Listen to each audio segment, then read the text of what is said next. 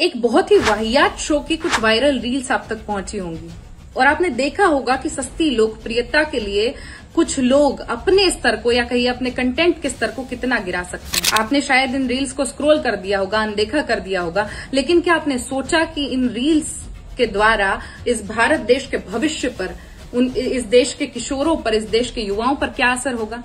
मेरे आप जैसे उम्र के लोग जब देखेंगे तो उस मानसिक प्रगल्भता के चलते शायद हमारे दिमाग में क्षोभ का भाव उत्पन्न होगा, शायद खीज होगी, शायद परेशानी होगी। लेकिन यदि कोई बालक देखेगा तो उसके मन में क्यूरियोसिटी जागेगी, कौतूहल जागेगा, और इस कौतूहल के चलते यदि वो अपने माता पिता के शयन कक्ष में झांक कर देखे तो फिर हमारे पास केवल और केवल पश्चाताप बचेगा। उसके बाद इसी शो में एक महिला आती है, एक लड़की आती है और वो इतनी अनर्गल बातें करती है, इतनी वाहियात बातें करती है कि उसके बाद शायद किसी बच्चे के मन में अपनी माँ, अपनी बहन के प्रति भी वासना का भाव उत्पन्न हो जाए।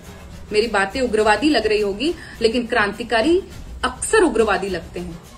ये देश हमारे आप से बना है, नेताओं और अभिनेताओं से नहीं बना।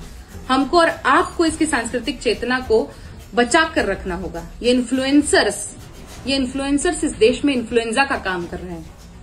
इस देश की संस्कृति को, इस देश की सांस्कृतिक चेतना को, इस समाज को वो दूषित करना चाहते हैं, इस सामाजिक वातावरण को प्रदूषित करना चाहते हैं और इसे बचाना चाहते हैं। तो आप सब लोग कोशिश करें कि इंडियाज गॉट टैलेंट नामक जो वाहियात शो है वो बंद हो। हमें लगता है कि हम नेताओं और अभिनेताओं से चलने लगे हैं, हम राह देख रहे हैं कि वो कब रील बनाएंगे, वो कब बात करेंगे, इनके अगेंस्ट खड़े होंगे।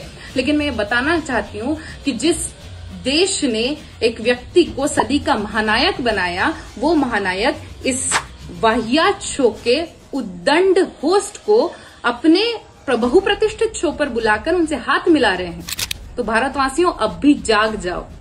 इस शो को बंद करने के लिए अपने अपने स्तर पर जो कोई प्रयास कर सकते हैं वो कीजिए, क्योंकि ये इन्फ्लुएंसर्स कब इन्फ्लुएंजा बन जाएंगे और इस देश को खत्म कर देंगे हमें पता भी नहीं चलेगा।